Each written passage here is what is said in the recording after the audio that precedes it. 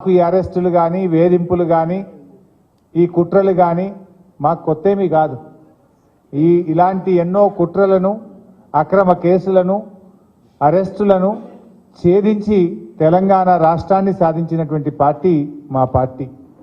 14 ఏళ్లు పోరాడి కానే కాదు రానే రాదన్న రాష్ట్రాన్ని సాధించినటువంటి పార్టీ మా బీఆర్ఎస్ పార్టీ.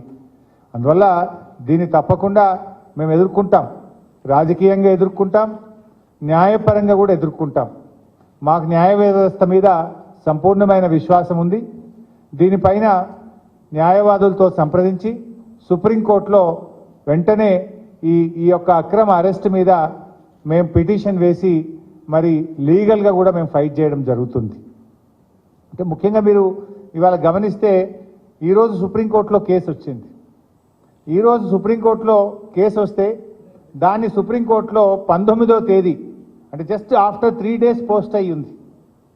ఇప్పటికే సుప్రీంకోర్టులో ఈడీఏ స్వయంగా చెప్పింది, we will not take any coercive steps అని సుప్రీంకోర్టులో స్వయంగా ఈడీఏ చెప్పింది. ఒకవైపు దేశ అత్యున్నత న్యాయస్థానములో మరి చెప్పినటువంటి మాటకు విరుద్ధంగా అది ఒక మహిళను శుక్రవారం రోజు అది సాయంత్రం 6:30 తర్వాత అరెస్ట్ చేయడం అంటే ఇది ఖచ్చితంగా రాజకీయ కుట్ర. ఇది రాజకీయంగా ఎన్నికల ముందు రేపు నోటిఫికేషన్ వస్తుందంటే ఇవాళ అరెస్ట్ చేయడం అనేటువంటిది మా పార్టీని దెబ్బతీయాలని ఒక పథకం ప్రకారంగా ఒక కుట్రతో చేస్తూ ఉన్నారు. 19వ తేదీ కోర్టులో కేసులో ఉంది కదా, ఏమంత అర్జెంట్ వచ్చింది ఇవాళని అరెస్ట్ చేయాలని? కోర్టులో ఈ కేసు ఫుల్ మ్యాటర్ని ఎగ్జామిన్ చేస్తూ ఉన్నారు. మహిళల్ని ఈడీ అరెస్ట్ చేయొచ్చా చేయరాదా?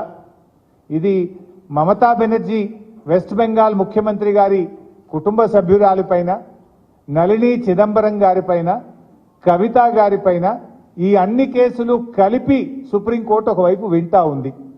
సుప్రీంకోర్టులో దీని మీద ఒకవైపు విచారణ జరుగుతూ ఉంటే, సుప్రీంకోర్టు దేశ అత్యున్నత న్యాయస్థానం దీన్ని విచారిస్తూ ఉంటే 3 రోజుల తర్వాతనే 19వ తేదీ సుప్రీంకోర్టులో మ్యాటర్ పెండింగ్లో ఉంటే ఇవాళ ఈరోజు ఇంత అర్జెంటుగా అరెస్ట్ చేయడం అనేటువంటిది రేపు ఎలక్షన్ నోటిఫికేషన్ వస్తుంది కనుక పార్లమెంట్ ఎన్నికల్లో మమ్మల్ని దెబ్బతీయాలని ఇలా ఒక కుట్రతో చేసినటువంటిది అనేది ఇలా స్పష్టంగా రాష్ట్ర ప్రజలందరికీ కూడా అర్థమవుతా ఉంది.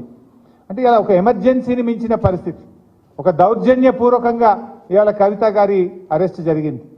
ఇది గతంలో కూడా జరిగింది, మీరు అందరు చూస్తున్నారు. మా మంత్రులు గంగుల కమలాకర్ కానీ ఇతర మంత్రులు, మా పార్లమెంట్ సభ్యులు, మా శాసనసభ్యుల మీద కూడా ఇలాంటి ప్రయత్నాలు జరిగినాయి. అటు ఈడీ కేసులు, ఇటు రాష్ట్ర ప్రభుత్వ అక్రమ కేసులు, ఇలా అనేక రకాల మా పార్టీ నాయకుల మీద కూడా కుట్ర జరిగింది. ఒకవైపు మా ఎమ్మెల్యేలను కొనుగోలు చేసే ప్రయత్నం కూడా ఇదే బీజేపీ నాయకులు చేసిన విషయం కూడా మనందరికీ తెలుసు. అంటే ఇది ఒక రకంగా రాజకీయంగా మా మీద కక్ష సాధింపు చర్యలకు పాల్పడతా ఉన్నారు. ఎందుకంటే ఇదంతా కూడా ఒక కక్షతో చేస్తున్నటువంటిదే తప్ప ఇంకోటేం కాదు. ఈ అప్రజాస్వామిక చర్యలకు నిరసనగా ఈరోజు కవిత గారి అరెస్టుకు నిరసనగా రాష్ట్ర వ్యాప్తంగా కూడా రేపు అన్ని నియోజకవర్గ కేంద్రాల్లో పెద్ద ఎత్తున నిరసన కార్యక్రమాలు చేయాలని చెప్పి పార్టీ పిలుపునిస్తూ ఉంది. ఎందుకంటే ఈరోజు ఈ అరెస్ట్ అనేది కేవలం రాజకీయంగా ప్రేరేపితమైంది. 1 సంవత్సరంన్నర కింద కవిత గారిని విట్నెస్ కింద నోటీస్ ఇచ్చారు. ఏడాదిని అర్థం తర్వాత ఇవాళ అక్యూజ్డ్ కింద మేము అరెస్ట్ చేస్తున్నామంటారు. అంటే ఏడాదిని అర్థం ఏం చేసిండ్రు మరి మీరు? ఈ 1.5 year నుంచి ఏం చేసిండ్రు? రేపు పార్లమెంట్ ఎన్నికల నోటిఫికేషన్ వస్తే ఇవాళ అరెస్ట్ చేయడం అనేటువంటిది ఇది పూర్తిగా రాజకీయ దురుద్దేశంతో ఒక కుట్రతో చేసినటువంటిదే తప్ప ఇంకోటేమీ కాదు. ఇవాళ కాంగ్రెస్ బీజేపీల కుమ్మక్కు ఒక దుర్మార్గపు అయినటువంటి చర్య. దీన్ని తప్పకుండా బీఆర్ఎస్ పార్టీ ప్రజాక్షేత్రంలో ఎదుర్కొంటుంది. ఇవాళ రాష్ట్ర ప్రజలందరూ కూడా గమనిస్తూ ఉన్నారు. ఈ కుట్రలకు రేపు ప్రజాక్షేత్రంలో బీజేపీ కాంగ్రెస్లకు శిక్ష తప్పదని కూడా నేను ఈ సందర్భంగా హెచ్చరిస్తూ ఉన్నాం.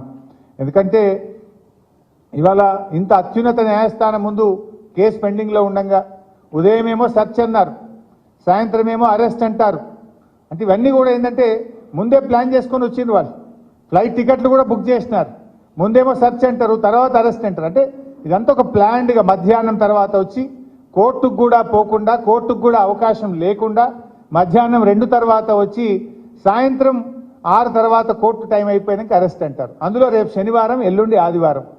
ఇదంతా ఒక రాజకీయ దురుద్దేశంతో రేపు ఎలక్షన్ నోటిఫికేషన్ వస్తే ఇవాళ మా పార్టీ క్యాడర్ను మా నాయకుడిని డిమోరలైజ్ చేసే ఉద్దేశంతో ఒక పథకం ప్రకారంగా చేస్తా ఉన్నారు. ఈ అరెస్టులు ఈ అవినీతికి వ్యతిరేకంగా మేము ఏదో చర్యలు తీసుకుంటున్నాం అన్నట్టుగా నాటకాలు ఆడుతున్నారు. ఈ నాటకాన్ని ప్రజలు గమనించాలి.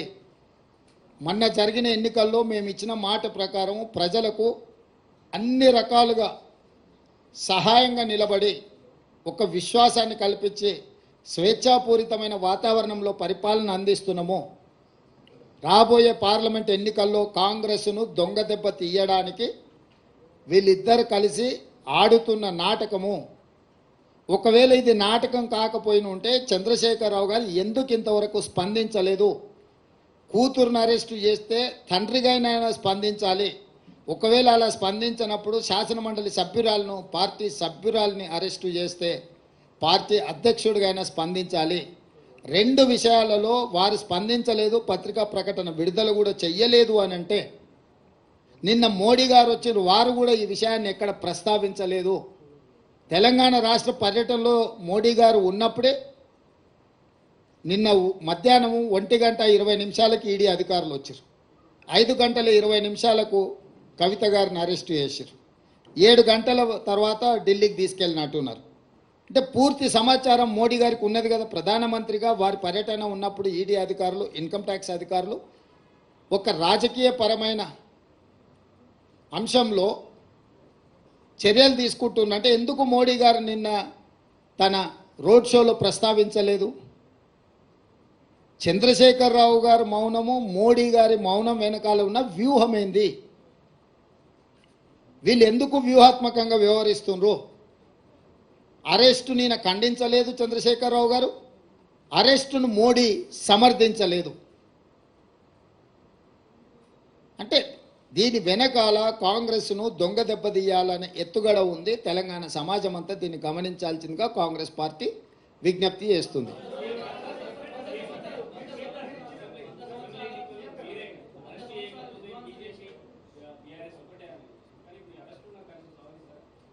నేను అరెస్టును సందర్భం, ఇద్దరు నాయకుల యొక్క స్పందన రావాలి. ఒక ఆయన ప్రధానమంత్రి, ఒక ఆయన పార్టీ అధ్యక్షుడు. ఒక ఆయన అరెస్టు చేసిండు, ఇంకొక ఆయన అరెస్టు కాబడ్డాడు.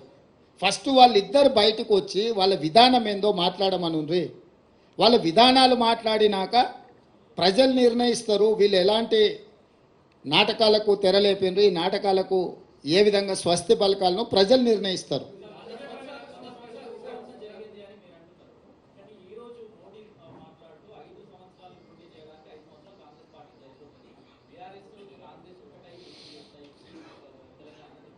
ఇప్పుడు నేనేమంటున్నంటే 10 సంవత్సరాలు ప్రధానమంత్రిగా ఉన్న మోడీ గారు ఇట్లాంటి చౌకబారు ప్రకటనలు చేయడం వారి స్థాయికి తగదు. వారు 12-13 సంవత్సరాలు ముఖ్యమంత్రిగా ఉన్నారు, 10 సంవత్సరాలు ప్రధానమంత్రిగా ఉన్నారు.